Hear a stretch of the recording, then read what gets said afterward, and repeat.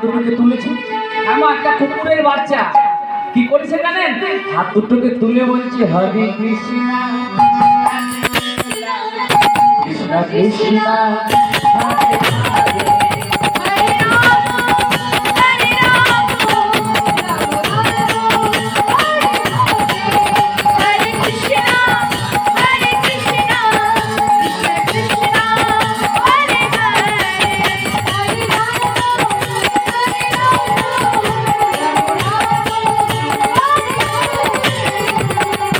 কুকুরটি যেন বলতে চাইছে গোসাই আমি তো তোমার মতো বলতে পারবো না, কারণ আমার বলার শক্তি তুমি দাওনি প্রভু, তাই তুমি বলো আর আমি শুনি। হরে কৃষ্ণ হরে কৃষ্ণ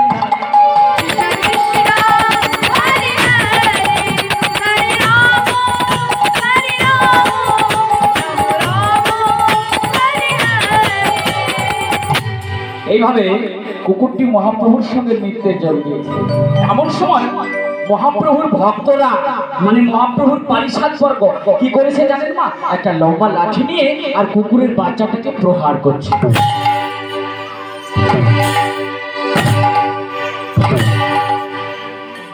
মহাপ্রভু তখনও বলছে ওগো তোমরা জানো না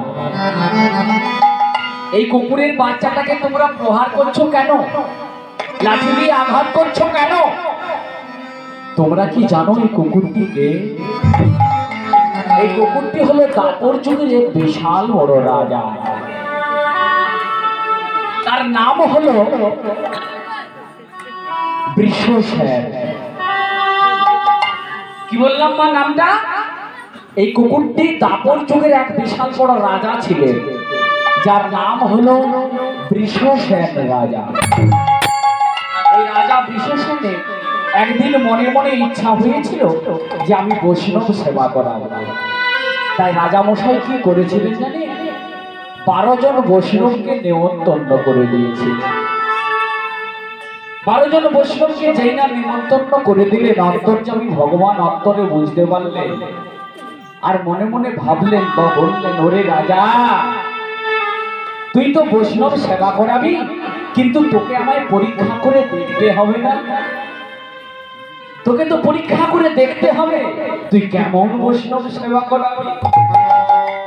তাই অন্তর্যামী ভগবান কি করলেন?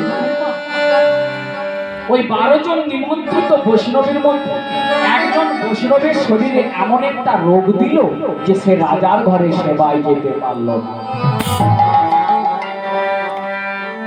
আর অন্তর্যামী ভগবান তিনি নিজে কি করলেন না, নিজে একটা কলিত কুষ্ঠ রুগ্ন দেহ ধারণ করলেন।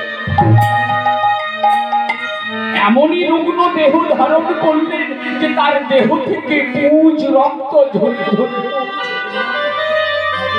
গায়ের গন্ধে কাছে যাওয়া যাচ্ছে না, পুজ রক্ত ঝরে ঝরে। তাই গলিত কুষ্ঠরূপী ভগবান ওই 11 জন বৈষ্ণবের কাছে এসে বললেন, ওগো বৈষ্ণবের দল, তোমাদের বৃষসেন রাজার ঘরে নিমন্ত্রণ আছে 12 জনের, কিন্তু তোমরা তো রয়েছো মাত্র 11 জন, আমি নিয়ে হলাম 12 জন, আমিও তোমাদের সঙ্গে যাব। 11 জন বৈষ্ণব বলে উঠল, ওরে তুই সরে যা, সরে যা, দূর হয়ে যা, কারণ তোর দেহ থেকে যেভাবে পুজ রক্ত ঝরে ঝরে পড়ছে, তুই যদি আমাদের সঙ্গে যা তাহলে তোর তো সেবা হবেই না, তার সঙ্গে আমাদেরও সেবা হবে। তুই আমাদের সঙ্গে যেতে পারবি না।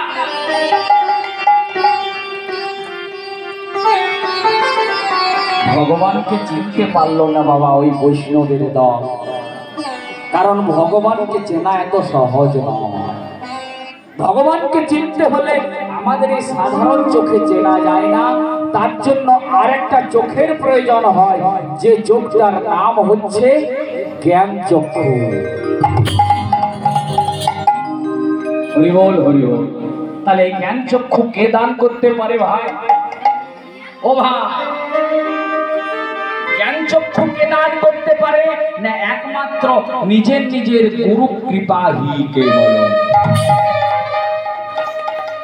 একমাত্র নিজের নিজের নিজের গুরুদেবী পারেন জীবের জ্ঞান চক্ষু দান করতে। ভক্তমণ্ডলী, ভক্তিমতী মায়েরা, আপনারা মহান মহান ভক্ত, আপনাদের চরণে আমার কোটি কোটি প্রণাম।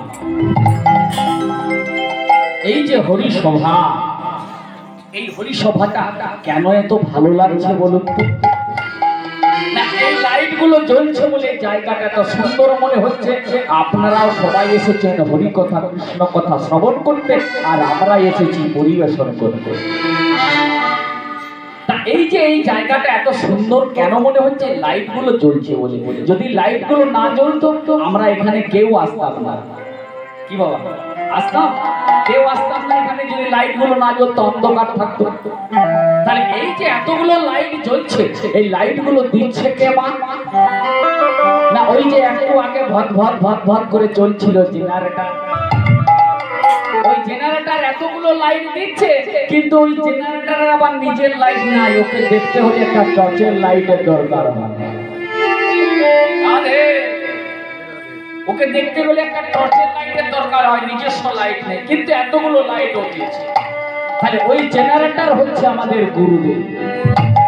আর ওই জেনারেটর থেকে যে দুটো তার বেরিয়ে আসছে, নেগেটিভ আর পজিটিভ, এই তার দুটোর নাম হচ্ছে ভজন আর সাধন। কি ভাই, মাইক ম্যান, একটা নিউট্রাল আর একটা ফেজ লাইট। তাহলে ওই দুটোর নাম কি? একটার নাম ভজন আর একটার নাম হচ্ছে সাধন। তাহলে ওই গুরুরূপী এবং ওই দুটো সংযোগে কি হচ্ছে? নেগেটিভ আর পজিটিভের সংযোগে এই লাইট গুলো জ্বলছে। তাহলে ওই গুরুরূপী জেনারেটরের দ্বারা ভজন আর সাধন নামে দুটি সংযোগে জীবের এটা হচ্ছে জ্ঞান চক্ষু। তাহলে গুরুকে আশ্রয় করতে হবে, ভজন সাধনের মাধ্যমে আমাদের জ্ঞান চক্ষুটার উদয় করতে হবে। তাই ওই 11 জন বৈষ্ণব বলল ওই গলিত কুষ্ঠরূপী ভগবানকে, যাবি তুই আমাদের সঙ্গে? আমাদের কাছে কাছে যেতে পারবি না, একটু দূরে দূরে যেতে হবে, কারণ তোর দেহ থেকে পুজ রক্ত ধরে ধরে ঘুরেছে। কাছে কাছে যাবি না, দুর্গন্ধ বেরিয়ে আসছে, তোর দেহ থেকে দূরে দূরে যেতে হবে। তাই ভগবান আমার গলিত কুষ্ঠরূপী ভগবান চলেছে ওই 11 জন বৈষ্ণবের সঙ্গে বৃষসেন রাজার ঘরে সেবা গ্রহণ করতে। মাগো, একটা ছোট্ট নদী পার হয়ে যেতে হয় রাজা বৃষসেনের ঘরে। নদীর তীরে এসে 11 জন বৈষ্ণব বলে উঠল, ও মাঝি ভাই, মাঝি ভাই, মাঝি ভাই, তুমি আমাদের পার করে দাও।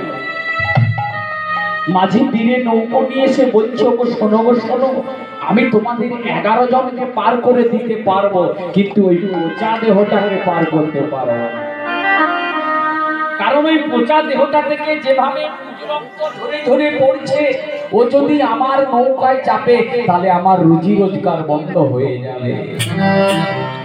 কারণ ওই পুজ রক্ত আমার নৌকায় পড়বে, তাহলে আমার নৌকায় আর কেউ চাপবে না, আমি না খেতে পেয়ে মারা যাব। তাই ওকে পার করতে পারবো না। মাঝি ভগবানকে চিনতে পারল না। গলিত কুষ্ঠরূপী আমার ভগবান নদীর তীরে দাঁড়িয়ে দাঁড়িয়ে বলছে, মাঝি তুই একবার আমায় পার করে দে না মাঝি।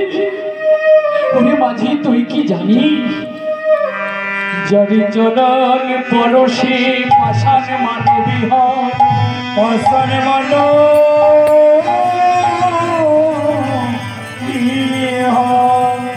যার চরণ পরশে কষ্ট তরি সোনা হয়ে যায়, সোনা হয়ে তাকে তুই একবার তোর নৌকায় তোর মাঝি হয়, একবার তোর নৌকায়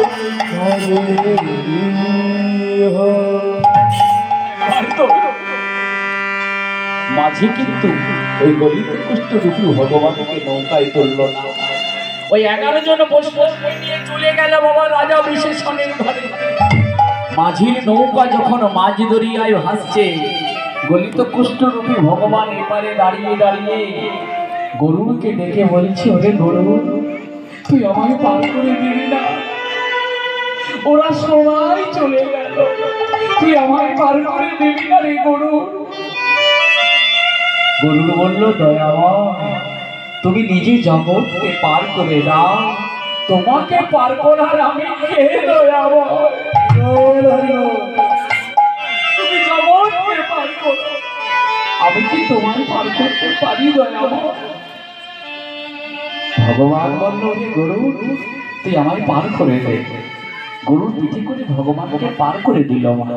যখন বৃষসেনের ঘরে এলো, রাজা বৃষসেন বৈষ্ণবদের দর্শন করে বলল, গো বৈষ্ণবের দল, আমি যে তোমাদের 12 জনকে নিমন্ত্রণ করেছি, কিন্তু তোমরা যে রয়েছো 11 জন, আরেকজন কই?